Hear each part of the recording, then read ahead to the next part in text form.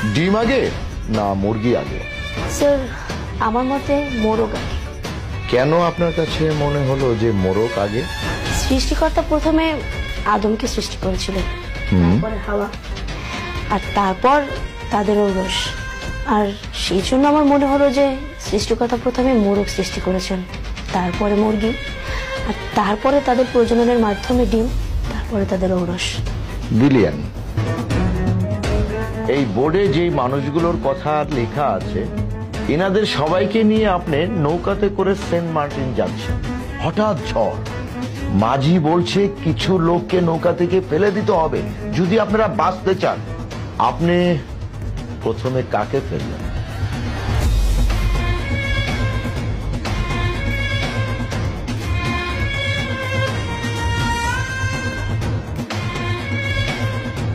কেন? স্যার প্রতিবেশীরা তো দুধের মাছি, আমার সামনে আমার প্রশংসা করবে আর পিছনে আমার গিবত দিবে। মাঝি বলছে আরো দুজনকে ফেলতে হবে, আপনি এখন কাকে ফেলবেন? স্যার আপনি কি বলছেন? এরা তো সবাই আমার আপনজন, আমি এদেরকে কিভাবে ফেলবো? কিচ্ছু করার নেই, বাঁচতে হলে আপনার ফেলতে হবে।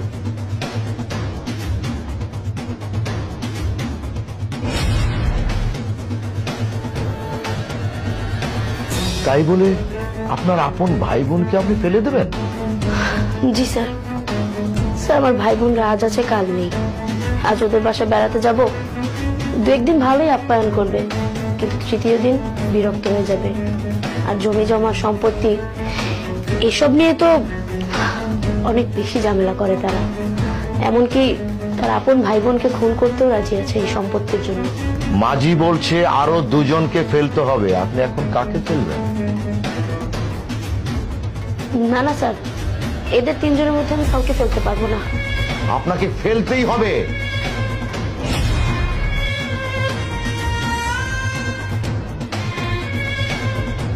স্যার আপনি কি বলছেন? এরা তো একদমই আমার আপনজন, স্যার আমি এদেরকে ফেলতে পারবো না। There is no other choice, আপনার ফেলতেই হবে।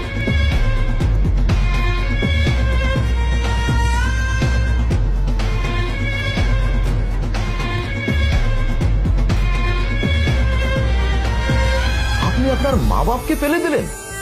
জি স্যার, আমি আমার নিজের বাবা মাকেই ফেলে দিব। কেননা স্যার আমি তো মেয়ে, বাবা মার কাছে মেয়েরা দুদিনের অতিথি মাত্র। বিয়ের পরে মেয়েরা এমনিতেই বাবা মায়ের কাছে পর হয়ে যায়। মাঝি বলছে, সে চিৎকার করে বলছে আরেকজনকে ফেলতে হবে আপনার। আপনি এখন কাকে ফেলবেন? স্যার আপনি কি বলছেন? স্যার একজন তো আমার পেটের সন্তান, আরেকজন আমার স্বামী। স্যার আমি এদের উভয়ের একজনকেও ফেলতে পারবো না। আপনার নিজেকে বাঁচাতে হলে একজনকে ফেলতে হবে, প্লিজ বলুন। স্যার আপনি প্রশ্ন চেঞ্জ করুন। স্যার আমি এই পরীক্ষা আর দিব না স্যার। 1 2 3। আপনি আপনি আপনার আপন সন্তানকে ফেলে দিলেন?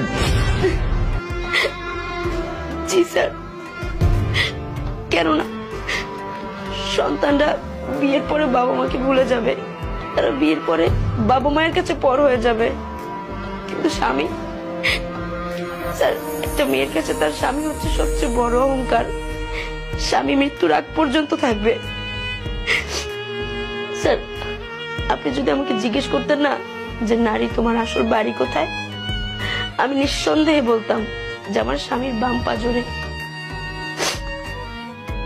স্যার এই দুনিয়ায় যত নক্ষত্র আছে তার মধ্যে শ্রেষ্ঠ নক্ষত্র হচ্ছে একটা মেয়ের কাছে তার স্বামী। স্যার কথা আছে না, স্বামীর পায়ের নিচে স্ত্রীর বেহেশত।